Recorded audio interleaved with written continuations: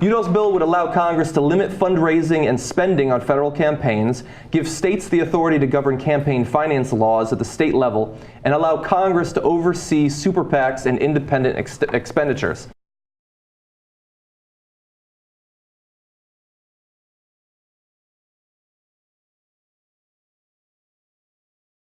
We've got to do something. Harry Reid's on the Senate floor. We have the clip. We got to shut down free speech. The Tea Party. I mean, this is outrageous. Mr. President, a memo from the Koch-funded political organization Americans for Prosperity found its way into the national press last week. The memo details Americans for Prosperity's plan to spend at least $125 million and more if necessary, ensuring the Koch brothers handpicked candidates win elections this November. This memo was sent to a select group, the ultra-rich, mega-rich. That's who got it. The memo was entitled, quote, confidential investor update, close quote. How fitting, Mr. President, for the Koch brothers' hostile takeover of the American electoral system to call something investor update. Investor update.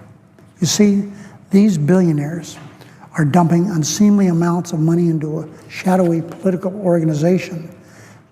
Their donation is an investment in an America rigged to benefit themselves at the expense of the middle class. The Koch's portfolio expenditures are investments, like any other that's listed in their financial portfolio. And they absolutely expect monetary returns on their investments in buying America. That's what this is all about, Mr. President. The Koch's bid for a hostile takeover of American democracy is calculated to make themselves even richer. Yet the Kochs and the Republican followers here in Congress continue to assert that these hundreds of millions of dollars are free speech. For evidence of that, look no further than the Republican leader, who has flat out said, quote, in our society, spending is speech, close quote. Let me pose a question to everyone, including my friend, the Republican leader. If this unprecedented spending is free speech, where does that leave our middle-class constituents? The poor. Leaves them out in the cold. How could everyday working American families afford to make their voices heard if money equals free speech? Should voters mortgage their homes if they're worried about climate change? If they're concerned about their children's education, should they max out all their credit cards, making political contributions? Is our involvement in government completely dependent on financial resources? The answer, Mr. President, should be a resounding no. But the shadowy Koch brothers and all their different organizations in attempting to buy America, if they succeed, the answer to that question is yes. Involvement in government, according to them, would be on how much money they spend. There should be no million-dollar entry fee for participation in our democracy. As retired Supreme Court Justice John Paul Stevens noted very recently, he did this before a Senate panel just a couple of weeks ago, quote, money is not speech, close quote. He went on to say, speech is only one of the activities that are financed by campaign contributions and expenditures. Those financial activities should not receive the same constitutional protection as speech itself. After all, campaign funds were used to finance the Watergate burglaries, actions that were clearly not protected by the First Amendment. At its core, the Constitution of our great country is the great equalizer. The Constitution gives all Americans, regardless of race, background, financial status, the same freedoms and rights. The U.S. Constitution levels the playing field, but not so calculated by the Koch brothers. According to them, lots of money is their name and it's their game.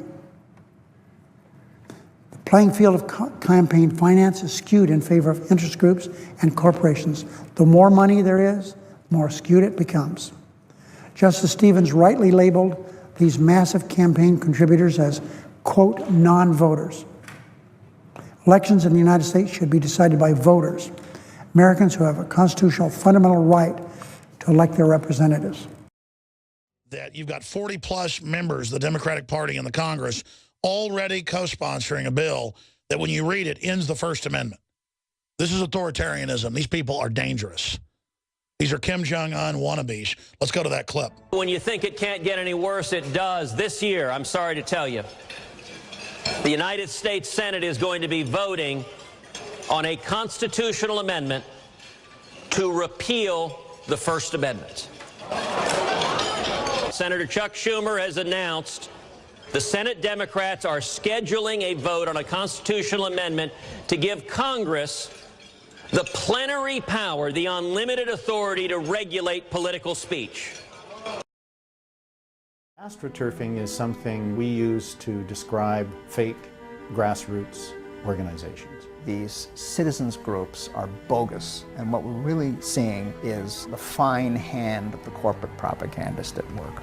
Determined to find out if these charges were true, I went undercover, finding mysteriously well-funded groups, convincing citizens to oppose healthcare reform. Hands off our healthcare.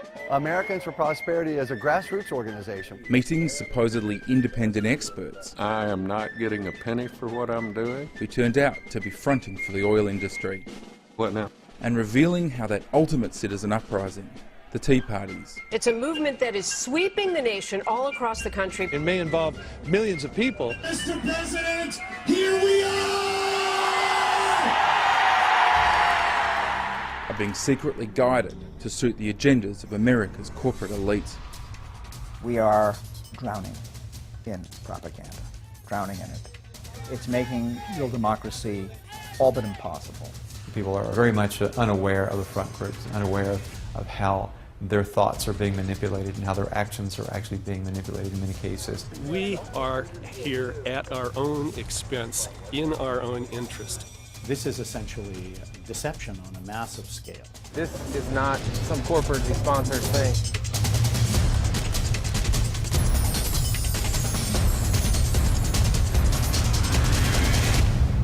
Yet, these people have a perfect right to do it and hide their involvement in it. There seems to me to be something wrong with that.